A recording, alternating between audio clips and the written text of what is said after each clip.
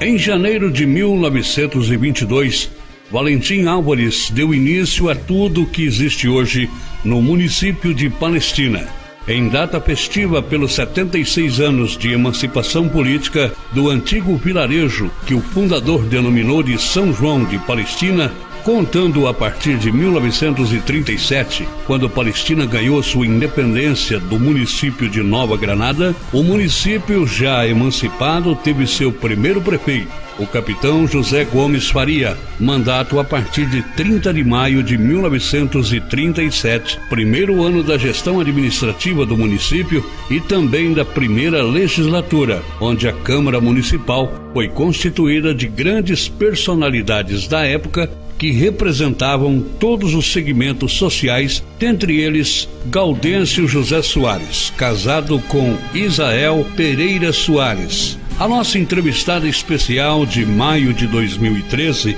por ocasião do aniversário de 76 anos de Palestina, é a professora Albertina Soares Pimentel, filha deste casal, Isael e Gaudêncio José Soares. Dona Bete tem hoje 74 anos de idade, 2 filhas e 5 netas. Foi vereadora de 2005 a 2008, professora primária, professora de matemática e diretora de escola, isso em Nova Granada, na Adalgisa Pereira Prado, onde se aposentou. Casada com Clóvis Tubia Pimentel, de 83 anos, aposentado e também diretor, professor de matemática. Assim, com a apresentação resumida do perfil, da biografia desta nobre cidadã palestinense, nascida no distrito de Boturuna, iniciamos a entrevista histórica. Prazer tê-la em nossos estúdios, professora, e nós já fazemos a primeira pergunta em relação ao surgimento de Palestina, do povoado.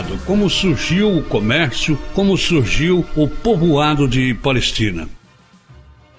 Palestina, falando em termos de toda uma região, abrangendo o que hoje é a sede do município, e que eram os distritos Boturuna, Jurupeba, Duplo Céu, em toda essa região, antes mesmo que fosse assim dividida, ela era toda uma região rural e a economia predominante, naturalmente a única que existia mesmo, era a lavoura, né, e a pecuária. Então a agricultura e a pecuária foram o fundamento de toda a economia familiar, porque as famílias viviam nos seus sítios, nas suas fazendas, ou como arrendatários, e faziam grandes plantações de algodão, de milho, de arroz, e essa constituía a economia da nossa região, fundamentalmente rural. E eram grandes as produções, era produzido muito algodão, então nós tínhamos as pessoas que tinham os caminhões que transportavam o algodão para São José do Rio Preto, e o arroz, por exemplo, ele era colhido, que era também em grande quantidade, as famílias plantavam muito arroz, mas depositavam nas máquinas de benefício que tinha aqui em Palestina para o sustento das famílias durante o ano.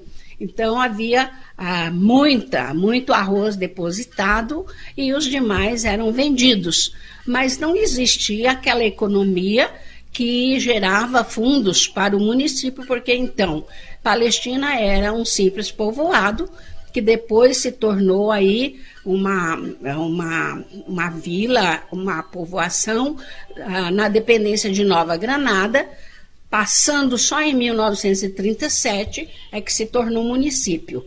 Antes foi fundada em 1º de janeiro de 1922 por Valentim Álvares e por um grupo de de pioneiros, né, que tinham suas terras e doavam parte de suas terras para construir a praça, para construir o cemitério, e assim se formou esse povoado. Aliás, o povoado de Palestina teve duas hipóteses. Ele poderia ter surgido no bairro do Jardim, porque havia um grupo de pessoas com o seu José Cury, o Halim Cury, ali no Jardim, que deveria surgir o povoado de Palestina lá. Mas por razões de que havia muitos córregos atravessando as estradas e dificultava o transporte, aí a opção caiu para que se tornasse aqui a Vila de Palestina, que começou como São João da Palestina. Né? Foi o nome que Valentim Álvares deu, só depois é que passou a ser Palestina.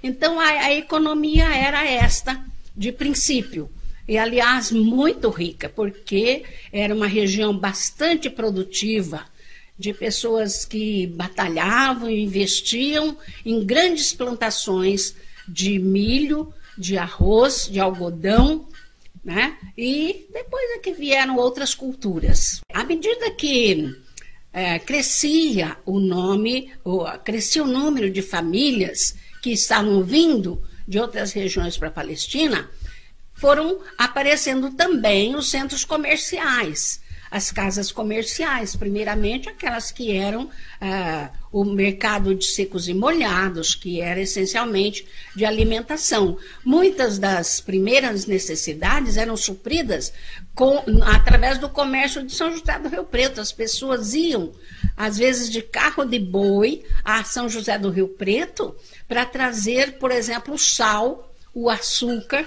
não é? O óleo, que nós não tínhamos aqui. Embora, devido à pecuária, um processo que era consequência é que, tirando-se o leite, não havia laticínios. Então, os pecuaristas, eles desnatavam, de uma forma manual, desnatavam o leite, tiravam o creme para ser vendido e o soro era aproveitado para tratar de porcos. Então, era grande a criação de porcos. Não havia praticamente o uso de óleo, porque os alimentos eram cozidos com a gordura de porco, que havia em todas as casas, por exemplo, o uso era de gordura de porcos. Depois o mercado foi aumentando, o comércio foi melhorando, as casas comerciais, então os comerciantes que vieram colocar lojas de tecidos, não é? Então nós temos assim de pioneiros no início do comércio de Palestina, os Budaibes, o Ovzep Sarian, que é o Bazar, pai do Barquefe, e ali o Cecílio, que já veio com a Marabá, e esses comerciantes, por exemplo, a Casa Portuguesa, do Toninho Chucena, e assim foram surgindo os pequenos supermercados, né? Mercados de secos e molhados, que eles diziam. Depois vieram outras lojas, e vieram bancos.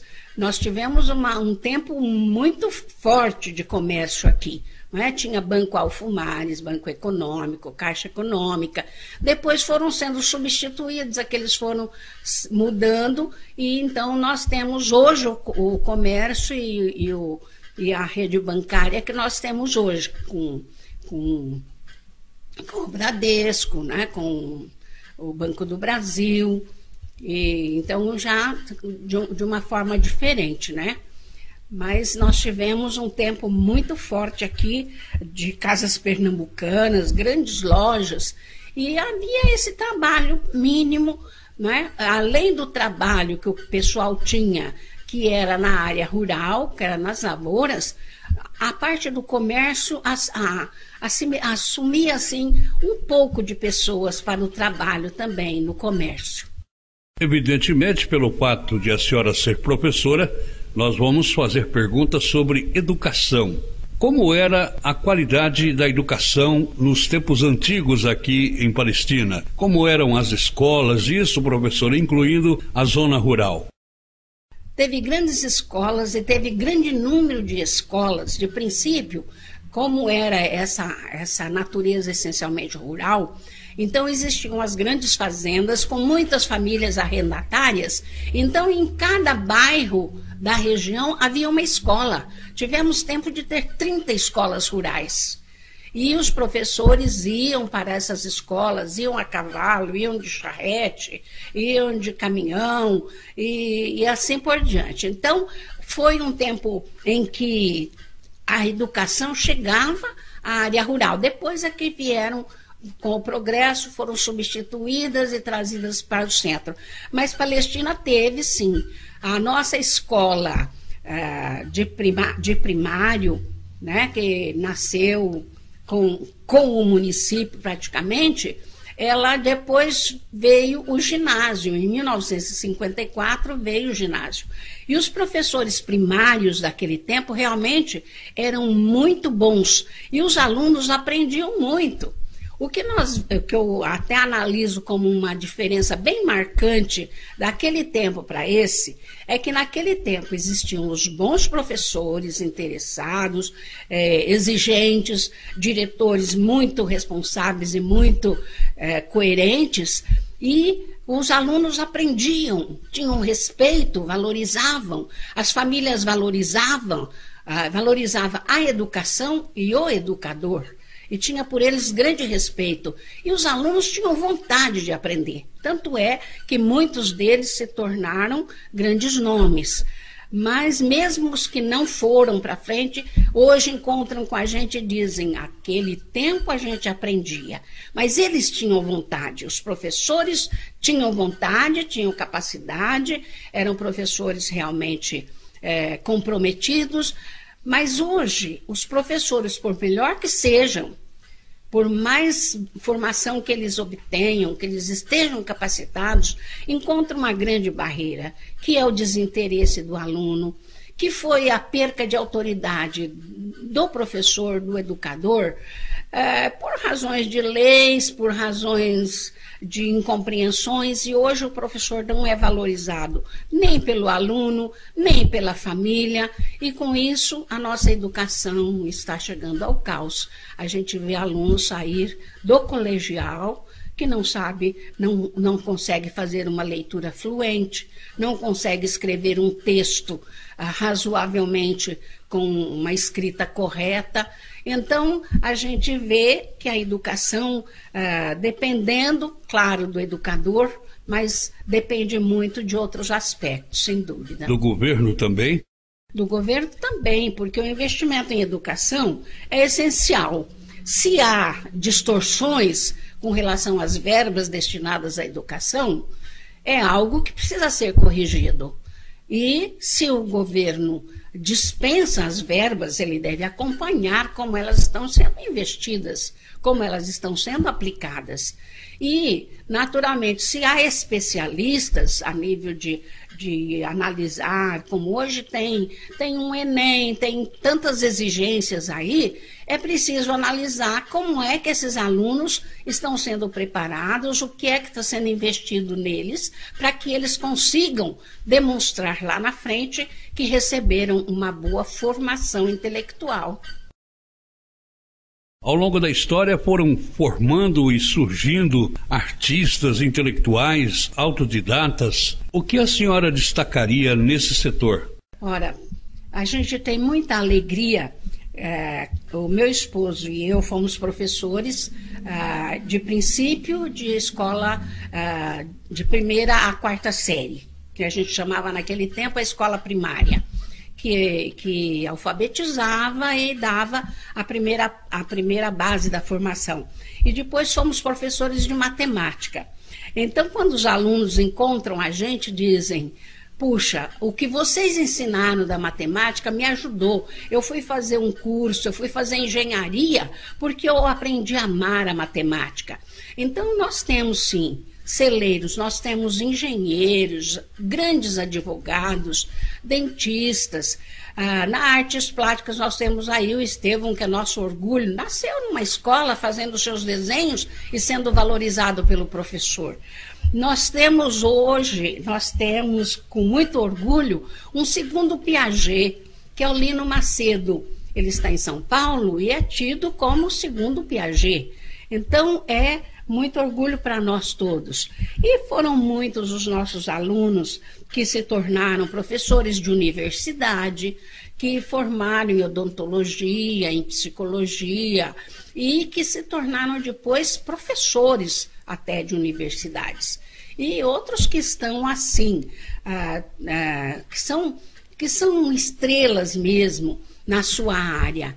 O Antônio Augusto Campanha é um dentista que nós temos, que está em Campinas. Ele é um especialista procuradíssimo, de grande talento, de grande valor. E a gente cita alguns e pode não fazer justiça a tantos outros que nos orgulham, porque sempre que encontram com a gente, dizem, puxa, mas eu venci na vida porque eu tive uma escola onde vocês estiveram presentes, onde tinha um professor de matemática que exigia, onde tinha um professor de ciência que nos levava para o laboratório. Então a gente vê que a nossa escola foi celeiro porque tinha professores muito interessados e alunos que depois valorizaram e foram para frente. O objetivo da entrevista é justamente ficar sabendo tudo sobre os artistas, os artesãos. E a senhora, que é corintiana, não se esqueceu de Romarinho? Ah, sim, dos grandes nomes, né, que a gente tem e que levaram o nome de Palestina, né? Nós temos aí nas artes plásticas o Estevão, né, que a gente falou, e temos aí no futebol o nosso herói Romarinho, né, que quando estava na escola, até as suas professoras comentam isso hoje, ele dizia assim, eu não quero estudar, eu quero jogar futebol, eu quero jogar futebol. Então ele tinha aquele sonho, e como foi bonito, como foi grande a graça de Deus sobre ele, que ele chegou a isso de uma forma bonita, de uma forma, né, tão simples, os pais aqui, gente simples e tal, e ele foi para um time, passou para o outro, e hoje está no nosso Coringão, fazendo bonito. Professora Albertina, e os artistas na área da música? Eu gostaria ainda de estar citando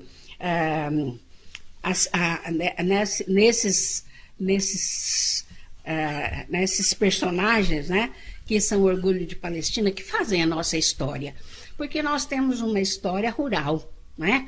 Então lembrar, por exemplo, o quanto as pessoas valorizaram um dia um Joaquim Moreira, que era um cantador de viola das festas de reis. Não é? Até hoje ele ainda se projeta em alguns lugares, mas Joaquim Moreira foi um nome de cantador que valorizou muito Palestina. Outro músico que nós temos hoje é o Zé Barbeiro, é o Augusto Pena, são meninos que estão aí florindo, né, na área da música. Lembrando que o José Pissarian foi um pioneiro na área do comércio aqui, ele teve um filho que chama Vedis, já está morto. Esse menino cresceu entre nós, mas ele era tão líder, ele era tão aventureiro, que ele promovia aquelas enquetes de corridas de bicicleta, fazia campanhas e promovia. E ele foi um grande filatelista. Foi quem trouxe essa noção para muitos jovens e encontrou muitos adeptos ao filatelismo aqui em Palestina. Tanto que nós chegamos a ter um selo com Palestina, né, com destaque ao município de Palestina. Então, a gente precisa estar lembrando. E um outro nome que é de raiz aqui de Palestina é o Santo da Viola. Este pioneiro, este sertanejo, eu conheço assim, de ir à sua casa, de visitar, de vê-lo tocar sua viola, de ver as maravilhas que eles produzem, o que eles plantam, as plantas medicinais que eles têm ali, aquele suco, aquele faz um xarope, a esposa dele faz um xarope muito gostoso, de acerola, muito rico.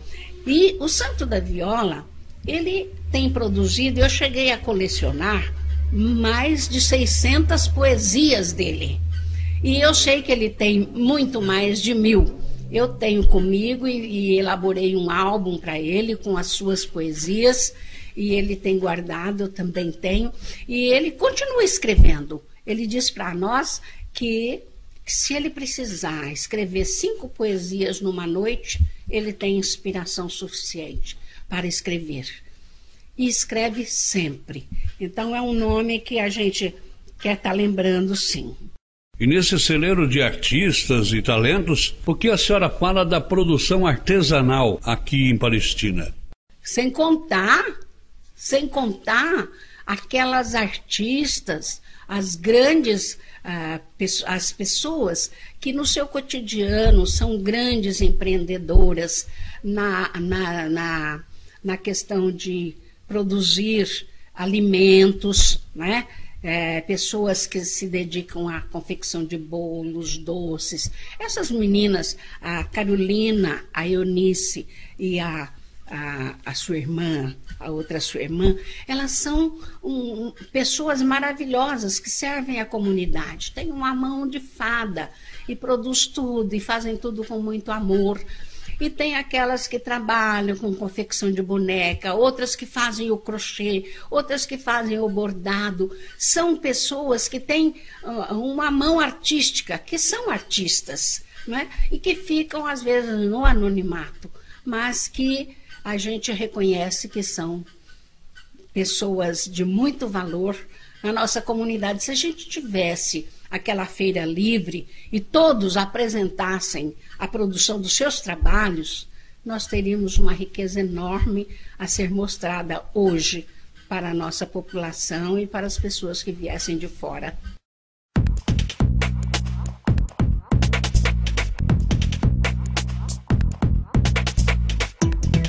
Vamos falar sobre o hino do município. Professora, há detalhes ricos em civismo, patriotismo e cidadania para que fosse oficializado o hino do município de Palestina. Lançada a campanha para incentivar poetas, escritores, músicos, compositores ou simplesmente qualquer interessado em compor o hino, marcou-se a data para a apresentação de cada candidato da composição para o concurso. Daqui a pouco a senhora fala sobre o hino, inclusive sabemos que a senhora participou como compositora. Agora vamos ouvi-lo. Este foi o hino Campeão.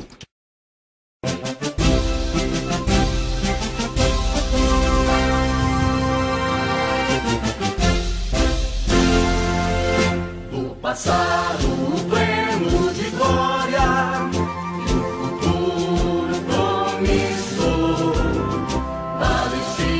presente na história, com trabalho, com garra e suor.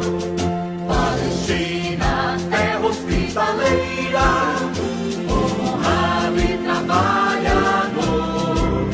Seu cenário de cachoeiras é celeiro de paz e amor. Palestina, Palestina, meu coração te pertence. Palestina nos ensina que quem luta sempre vence. Palestina, Palestina, meu coração te pertence. Palestina nos ensina que quem luta sempre vence. Como mãe acolheste imigrantes, irmãos nossos se tornaram, e unindo-se aos seus habitantes, um só povo então se formaram. Município muito importante, noroeste paulista, Palestina segues triunfante nesta tua marcha progressista. Palestina, Palestina, meu coração te pertence. Palestina nos ensina que quem luta sempre vence. Palestina, Palestina,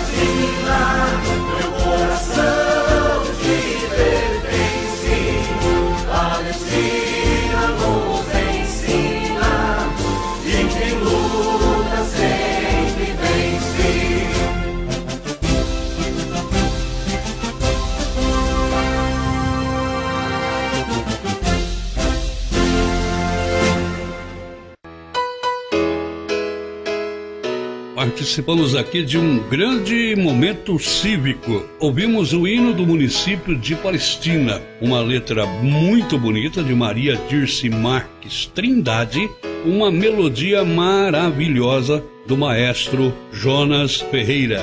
Professora Albertina, nós sabemos que a senhora também foi uma participante, uma concorrente, a fim de oferecer ao município a sua inspiração de compositora. A senhora acompanhou tudo?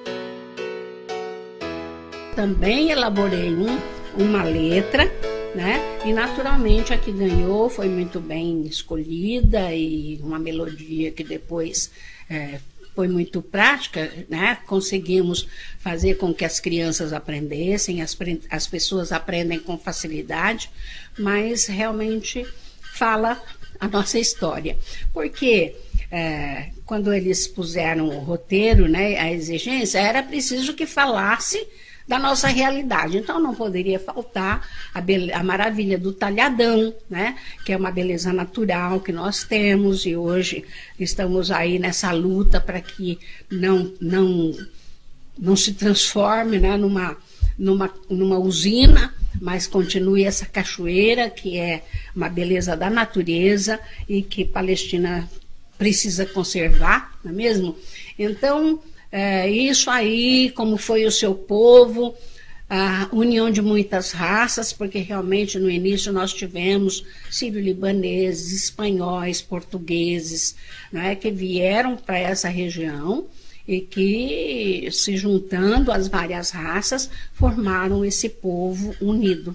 Palestina tem como codinome, professora, a cidade presépio. Mas houve uma manifestação inventiva de alguns estudantes do colegial, alguns universitários que se juntaram para criar, há algum tempo, a denominação Poleia para a cidade. Poleia. Qual a origem ou qual, eu diria, a intenção desse movimento de estudantes? Seria simplesmente adotar assim, de forma carinhosa, um diminutivo para o nome Palestina? O que eu entendo que esse termo nasceu de uma expressão carinhosa, parece até jocosa, mas é carinhosa, para Palestina, nossa Poleia, né? Então o que eu venho de muito tempo ouvindo, existem muitas letras feitas por essas pessoas que foram universitários. Hoje não, hoje são pessoas, são cidadãos, e tem inclusive a minha filha, hoje ela é dentista, e ela tem do grupo que ela estudou sempre junto aqui no ginásio. Quando chega, por exemplo, agora a festa do peão, vem um de São Paulo, outro de Campinas, outro de Araraquara, outro de todos os lugares, eles se encontram. E aí eles lembram aqueles bons tempos. Então eles têm cada música muito engraçadas, umas só para avacalhar, mas a gente sente que é esse amor que eles têm por Palestina, e esse termo Poleia surgiu dessa forma carinhosa, a nossa Poleia. Eu acredito que eles não tinham nem a pretensão de mudar o nome de Palestina, mas de encontrar um diminutivo que carinhosamente mostrasse que eles são desta pequena Palestina, deste pequeno município que eles amam tanto. Eu vejo mais por esse lado. A senhora foi vereadora e pode nos contar como é difícil uma mulher se eleger para o legislativo, porque disputou 2 vezes, perdeu uma, ganhou na segunda, e eu faço aqui um adendo: não é fácil se eleger a vereador, seja homem, seja mulher, não é fácil, porque para vereador funciona assim, é um por si e todos em prol do candidato ao majoritário, ao prefeito, ou seja, todos os candidatos a vereador são cabos eleitorais do prefeito, e o prefeito não pode ser ao mesmo tempo de todos e nem pode ter um candidato de sua preferência, um candidato próprio. Palestina tem tabu, professora, contra a mulher na eleição? Há esse preconceito, eu diria também rejeição? Eu acredito que temos sim, que a nossa sociedade tem um ranço de machismo, porque, é claro, quando a gente vê o início da história, o início da nossa história política, quando começou em 1937, que foi feita a primeira eleição, né? Começou com o capitão Faria, e depois começaram as eleições. E a política partidária, ela sempre foi muito acirrada, debatida. E o interessante é que naqueles primeiros tempos, a Câmara, o Poder Legislativo, era formado, os candidatos que se elegiam eram pessoas maduras, representantes de família.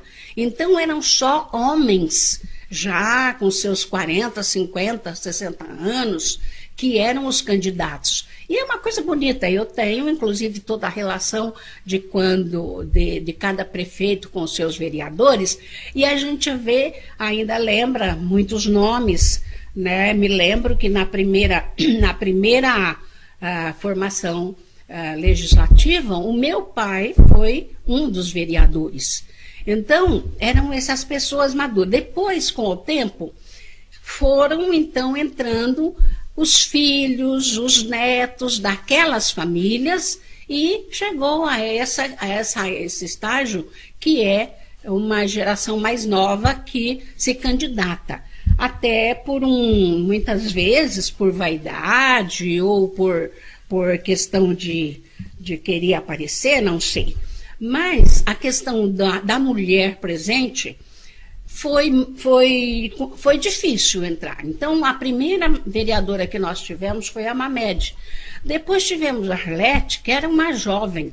E até hoje eu não entendo como ela conseguiu formar um grupo, porque ela era de um grupo de jovens, talvez por isso que ela tivesse conseguido ser eleita naquele tempo, era uma jovem.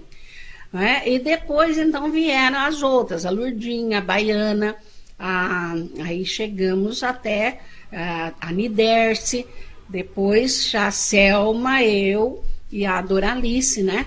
E que chegamos mas com dificuldade. Enquanto eu fazia a minha campanha, aliás, eu fiz uma campanha e não fui eleita, e numa segunda fui. Eu percebia isso. As pessoas, não é que elas me rejeitavam, mas os homens precisavam estar no legislativo. Eu via isso, não é? E ainda hoje, quando eu vejo a dificuldade de uma mulher ser eleita, que é difícil, hoje nós temos uma mulher na Câmara, nessa legislatura, não é?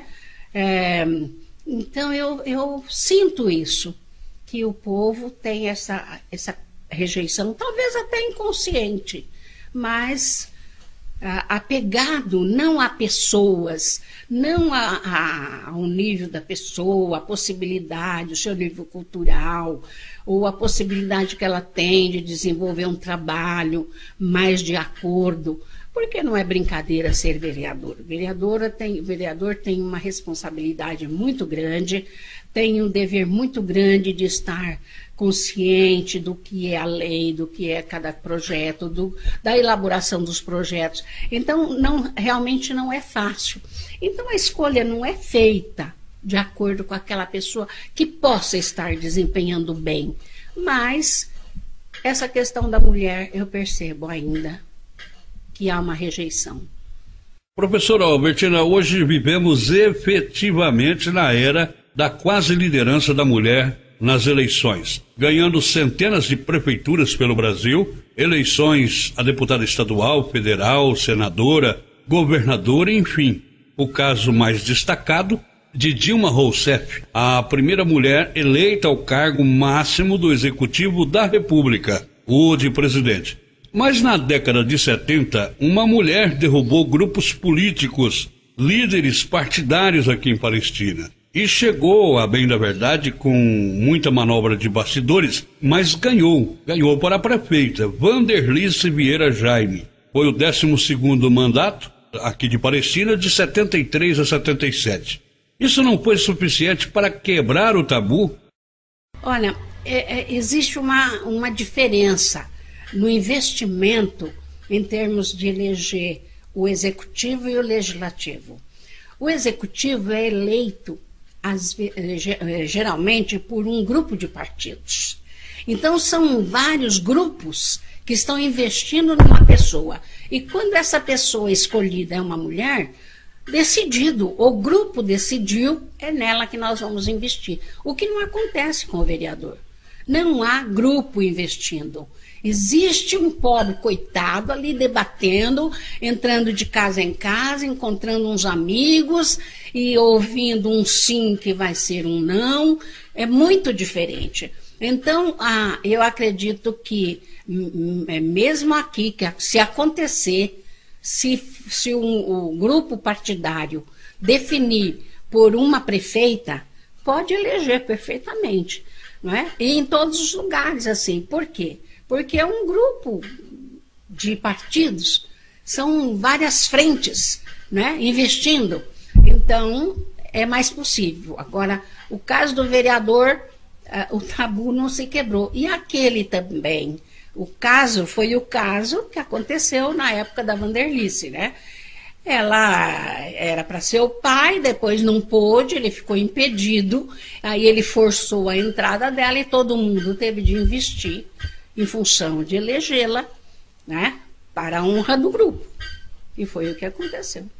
Tinha todo um investimento que, na verdade, até uma declaração própria e que se tornou um slogan, porque falavam que para uma menina tinha de dar uma boneca e não uma prefeitura, não é?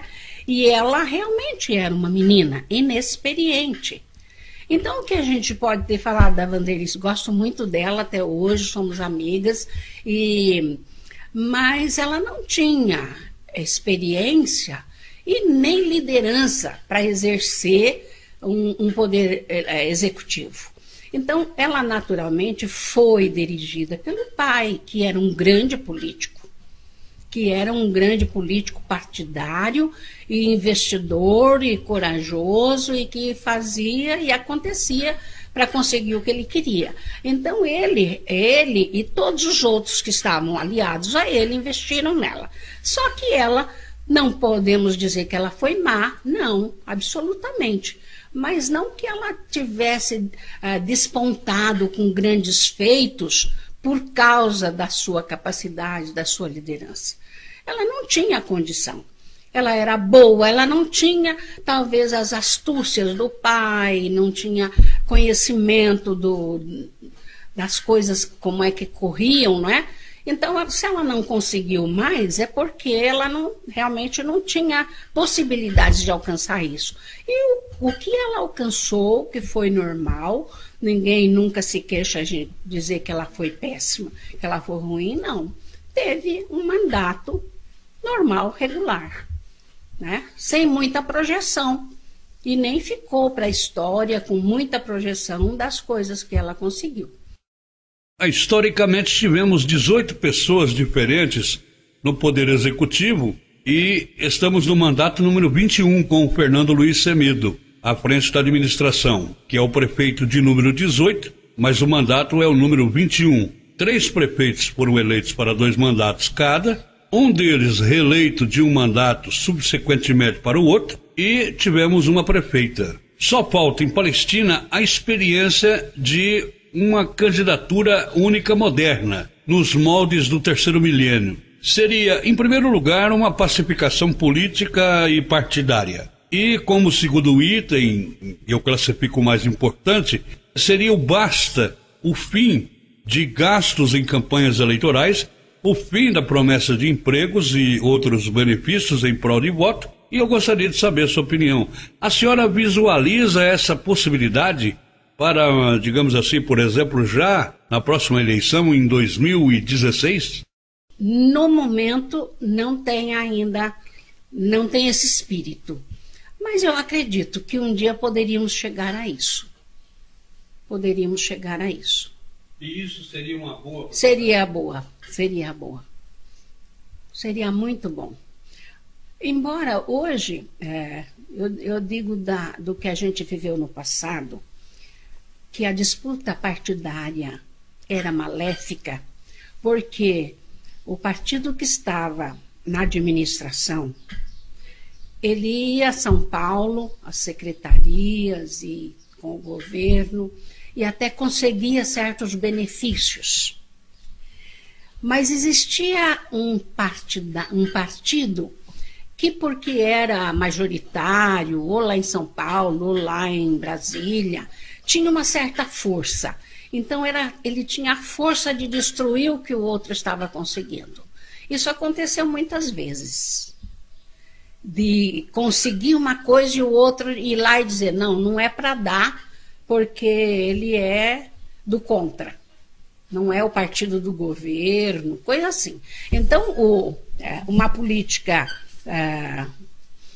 de inteligência, eles teriam de agir assim. Eleito, sou da oposição do governo do Estado, eu vou lá com jeitinho e vou me tornar posição. Porque, do contrário, eu não vou conseguir nada para o meu município. Era assim que agiam. Não é? Então, havia esse problema em questão de partidarismo. Hoje, parece que já não existe muito isso, não. Não é?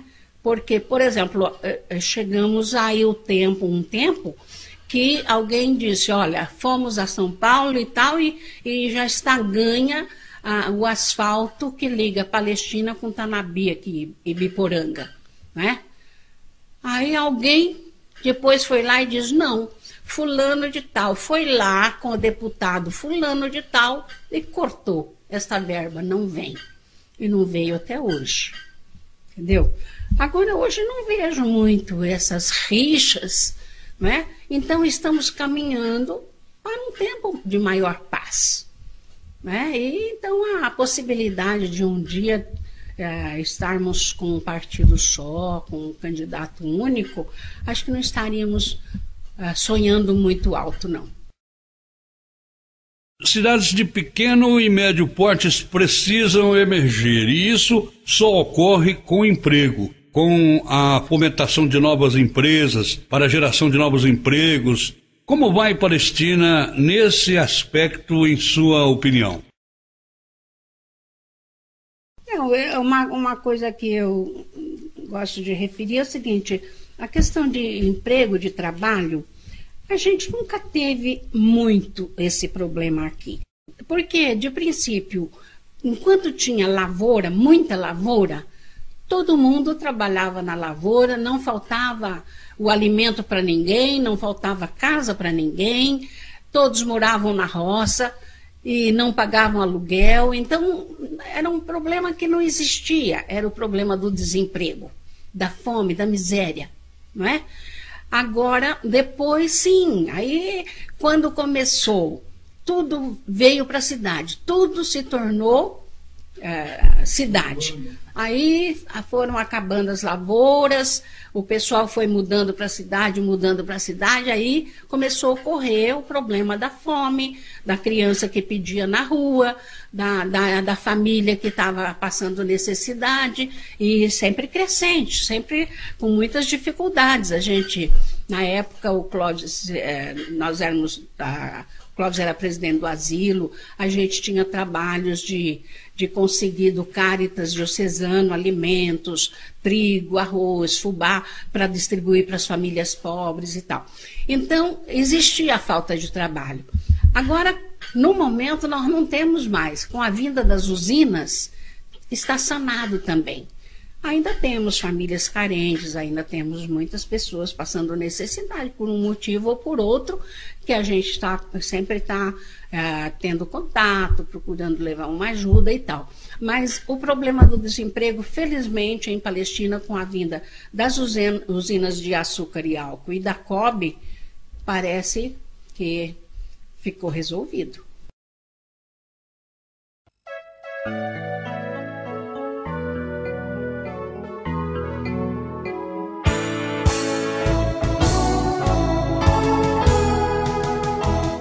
Albertina Soares Pimentel, 74 anos de idade, filha do casal Isael e Gaudêncio José Soares, casada, mãe de 2 filhas, 5 netas, foi vereadora, professora primária, professora de matemática, diretora de escola, se aposentou nesse cargo e é uma historiadora, uma personalidade na cidade.